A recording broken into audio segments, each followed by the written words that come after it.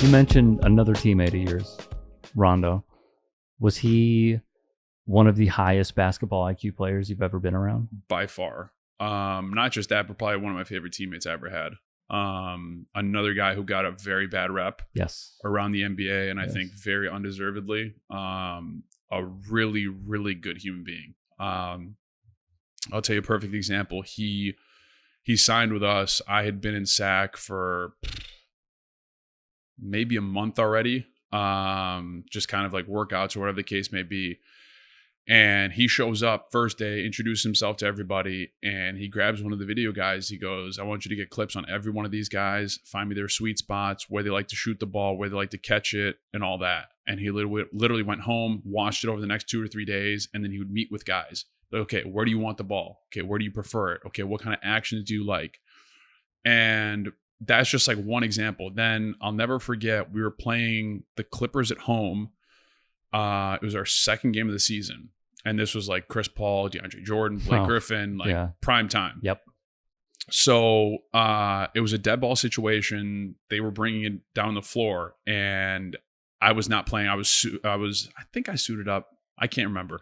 But I'm on the bench, and Rondo is about at half court, turning to us, and he's calling out the play, essentially saying, hey, watch out for the double stagger, pick and roll with CP. CP starts bringing the ball down, calls out a play. What happens? Stagger, pick and roll. As he called it, we get a stop, go down, score. There was another game, might have been like a couple months after that, but it was one of the first time that I had seen it happen. We were up 3, and I can't remember what George Karl said. He was basically like, let's switch everything, whatever. And Rondo's like, no, guard the 3-point line. And I'm thinking in my head, I'm like, what? So he literally had everybody stand around the 3-point line and essentially forcing everybody to go inside. Mm-hmm. It's like, great, we'll take a 2. I don't care. It was like 3 seconds left. Let him take a 2. And the team was so confused that they didn't know what to do. We got the ball, game over, won the game. Because it was such like a different kind of like way of thinking about it. I'm sure it had been done before, but it was the first time I had seen it be done. But that's another example of just like how his mind really like worked. Another perfect example of what a great teammate he is. I think we had 6 or 7 guys who didn't play a whole lot, some vets, some young guys. And after games, we'd come in, watch film, and then George Karl would call it like a maintenance day, like kind of whatever you have to do. Some guys would get treatment, some guys would get shots up, whatever the case may be. But the guys who didn't really play and the young guys would do we'd do a little bit of skill work and then we'd play.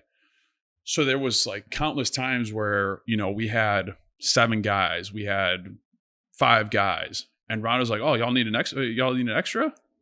He played 35 minutes last night." He's like, "Yeah, I'll hop in, I'll play." I'm like, what are you doing? And he literally plays with us, and not just plays with us, but he's coaching us. Like, hey man, nah, you can't catch the ball there. You got to catch it lower. Nah, if you're gonna set a screen, I need you to set it flat so I can attack. Just a great dude. And then, ironically enough, fast forward, I think it was 2 years or the next year. I can't remember, but the Bulls were thinking about bringing him in. I remember that. And I was working out at the Advocate Center, and Gar Foreman came to me. He's like, hey, no bullshit. What's your thought on Rondo? I was like, one of my favorite teammates by far. Loved him. Absolutely would take him in a heartbeat. I think he'd be perfect for us. We need a true point, somebody who can lead the team, but also well-respected, where guys will listen to him. And they end up signing him. And I really do believe if Rondo didn't dislocate his finger against Boston, we would have beat Boston. We beat him 2-0 at their place, came back to Chicago. Rondo gets hurt. We go down. And it was funny. I ran into his agent this summer in Slovenia when I went to Goran Dragic's kind of farewell game. Yeah, I remember seeing footage. And so I run into Bill Duffy, and he's like, hey, by the way, he's like, we owe you commission. I was like, what you mean? He goes, you're one of the main reasons why the Bulls decided to sign Rondo. I was like, say less. You let me know when. Yeah, seriously. Could he succeed as a coach? Yeah. Will he get an opportunity? Does he want the opportunity? That I don't know. I mean, I think he does. I think he started working with the Bucks recently.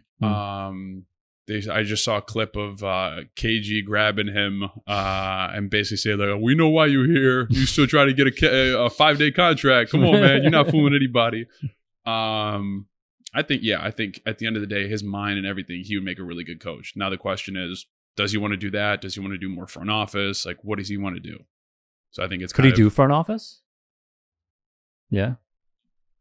Because, I mean, you're telling me so many detailed examples of how his mind works from a basketball perspective. He's got a photographic memory. So like once he sees something once, he's got it. So a lot of those things are so helpful, where it's not just being a coach, but being a GM and everything. And I think, you know, after you've played for, I don't know how many years he's played with so many people, he can really evaluate talent. I think he can, you know, see players.